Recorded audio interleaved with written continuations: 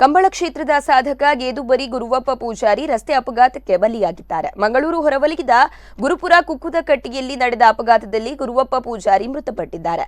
ಕುಕ್ಕುದಕಟ್ಟಿ ಡೈರಿಗೆ ಹಾಲು ನೀಡಲು ಸಂಜೆ ವೇಳೆಗೆ ಇವರು ಬೈಕಿನಲ್ಲಿ ತೆರಳುತ್ತಿದ್ದರು. ಈ ವೇಳೆ ಮಂಗಳೂರಿನಿಂದ ಉಡುಪಿಯತ್ತ ಅತಿ ವೇಗವಾಗಿ ಬರುತ್ತಿದ್ದ ಕಾರು ಇವರಿಗೆ ಡಿಕ್ಕಿ ಹೊಡೆದಿದೆ. ಸುಂಕದಕಟ್ಟಿಯ ವ್ಯಕ್ತಿಯೊಬ್ಬರಿಗೆ ಸೇರಿದ ಕಾರು ಇದಾಗಿದೆ ಎನ್ನಲಾಗಿದ್ದು, ಅಪಘಾತದ ರಭಸಕ್ಕೆ ಕಾರಿನ ಮುಂಭಾಗ, ಹಿಂಭಾಗ ಮತ್ತು ಬೈಕ್ ಕೂಡ ನಜ್ಜುಗುಜ್ಜಾಗಿದ್ದು, ಗುರುವಪ್ಪ ಪೂಜಾರಿ ಕೈ ಹಾಗೂ ತಲೆಭಾಗಕ್ಕೆ ಗಂಭೀರ ಗಾಯಗೊಂಡಿತ್ತು. ಕೂಡಲೇ ಅವರನ್ನ ಮಂಗಳೂರಿನ ಖಾಸಗಿ ಆಸ್ಪತ್ರೆಗೆ ದಾಖಲಿಸಲು ಯತ್ನಿಸಿದ್ರು.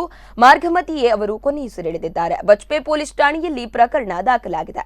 ಕೃಷಿಕರಾಗಿರುವ ಗುರುವಪ್ಪ ಪೂಜಾರಿ ಬಾಲ್ಯದಿಂದಲೇ ಕಂಬಳದ ಬಗ್ಗೆ ವಿಶೇಷ ಒಲವನ್ನು ಹೊಂದಿದ್ದರು. ಸ್ವತಃ ಕಂಬಳದ ಕೋಣಗಳ ಯಜಮಾನರಾಗಿ ಗುರುವಪ್ಪ ಪೂಜಾರಿ ಅವರ ಕೋಣಗಳು ಅನೇಕ ಕಂಬಳಗಳಲ್ಲಿ ಭಾಗವಹಿಸಿದ್ದು, ಗೆದ್ದು ಪದಕಗಳಿಗೆ ಭಾಜನವಾಗಿವೆ. ಇತ್ತೀಚಿನ ಕೆಲ ವರ್ಷಗಳಿಂದ ಕೃಷಿ ಜೊತೆಗೆ ಹೈನುಗಾರಿಕೆ ಕೂಡ ನಡೆಸುತ್ತಿದ್ದರು. ಕಂಬಳ ಕ್ಷೇತ್ರದಲ್ಲಿ ಅಪಾರ ಸಾಧನೆ ಮಾಡಿರುವ ಕೀರ್ತಿಗೆ ಗುರುವಪ್ಪ ಪೂಜಾರಿ ಪಾತ್ರರಾಗಿದ್ದಾರೆ.